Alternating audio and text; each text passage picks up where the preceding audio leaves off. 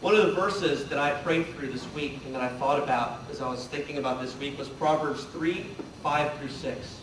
Proverbs 3, 5 through 6. It says, "Trust in the Lord with all of your heart and lean not on your own understanding."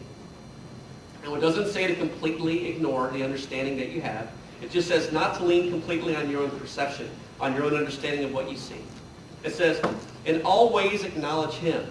That means praying every single day. That means experiencing and practicing the presence of God. In all of your ways acknowledge him. Brother Lawrence, in his book, The Practice of the Presence of God, begins his conversations in that book talking about, in everything he does, he tries to include God. And when he has a fleeting thought or a moment where he's thinking about something else, he immediately tries to bring his thoughts back to including God in even his every thought. Lean not on your own understanding. In all your ways acknowledge him, and God will make your paths straight. Some translations say, and God will direct your path. You see, perspective is a powerful thing, and God has unlimited perspective. It's kind of like this PVC. If you look at it from your perspective right now, you know that it's PVC and you know that it's a cylinder, but right now to you it just kind of looks like maybe a rectangle with a rounded edge. Well, God can see that rectangle from your angle. He can also see it when we change it like this. Now it doesn't even look like a rectangle. It just looks like a circle, or it just looks like a hole in time.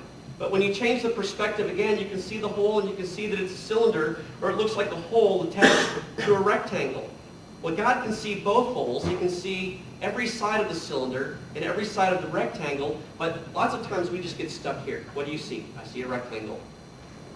And that's perspective that we take into every moment of our life. Or, what do you see? Well, I'm smart. I don't just see a rectangle. I see a circle.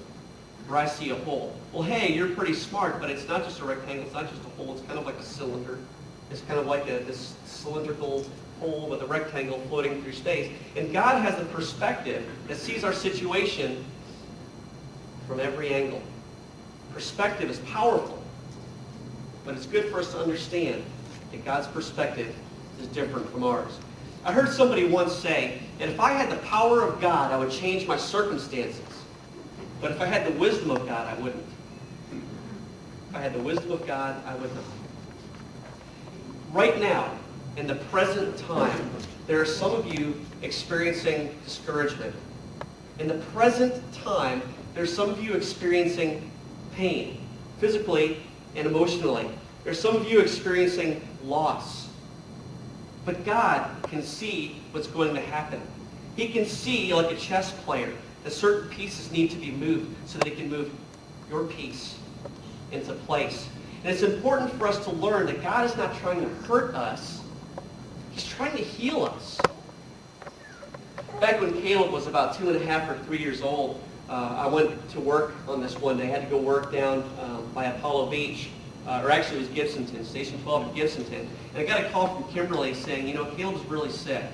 Like, okay, well, make sure you drink some juice, keep him hydrated. No, he's really sick, like he's lethargic, like he doesn't want to drink anything, he doesn't want to eat anything. I can't get him to take anything in.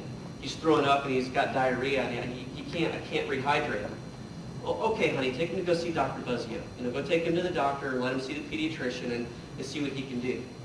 Well, an hour and a half later, Kimberly calls me back and says, honey, you need to come home. Caleb has to go to the hospital. I was like, what?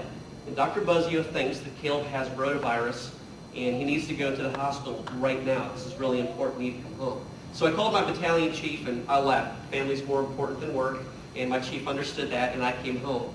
When I picked up Caleb to put him in the car to take him to the hospital, he was like a rag doll. If you weren't breathing, and if his color wasn't right, and if he didn't feel warm, I would have thought that he was dead, just laying there like a rag doll. So we took him to UCH Fletcher, took him up to the pediatric wing, and they actually had a hallway that they call Rota Row. You see, 200,000 kids every year get rotavirus, and out of that 200,000 children, 60% of them die. Because 60% of those kids live in countries where they can't get hydration. Like in our country, you can get hydration. So when I learned that fact later on, I was really scared thinking about what could have happened to my beautiful son. But there was one moment when we had to take him into a special room where they had to start an IV. Now, I've seen some adults scream and holler and thrash starting an IV. Think about a 2.5-year-old child. Now, Caleb was very brave. He held onto my hand and made him look me in the eyes, and he gritted his teeth, and he started the IV. But I think that Caleb somehow had a sense that they weren't trying to hurt him. They were trying to heal him. And I was so proud of Caleb. And he was in there for 2 weeks, and he got rehydrated, and he just came back to life, and now he's just as crazy as he was before he got rotavirus. Maybe even more crazy because he's 8. But he understood, like we should try to understand, that even though we're going through moments of pain, God is not trying to hurt us. He is trying to heal us.